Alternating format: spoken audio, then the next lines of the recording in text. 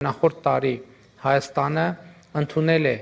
Եվրոպական միությանը Հայաստանի անդամագրման գործընթաց սկսելու մասին օրենք, որը արդեն մտել է ուժի մեջ, եւ շատերը մեզ հարցնում են, թե եւ ուրեմն երբ Հայաստանը կդառնա Եվրոպական միության անդամ կամ ինչքանով է Հայաստանի անդամագրումը Եվրոպական միության իրատեսական։ Մենք ասում ենք, որ առանց Եվրոպական միության ստանդարտներին համապատասխանելու հնարավոր չի լինել Եվրոպական միության անդամ։ Եվ հետևաբար բոլոր դեպքերում մեր առաջնային խնդիրը երկիրը համապատասխանեցնելն է Եվրոպական միության ստանդարտներին։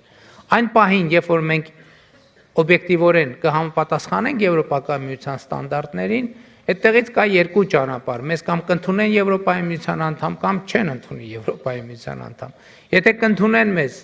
շատ լավ, եթե չեն ընդունի, մենք մեկ այլ կարևոր խնդիր լուծած կլինենք, մենք կլինենք Եվրոպական միության ստանդարտներին լիովին համապատասխանող երկիր, ինչը էականորեն կուժեղացնի մեր ժողովրդավարությունը, կուժեղացնի մեր անկախությունը եւ կուժեղացնի մեր բարեկեցությունը։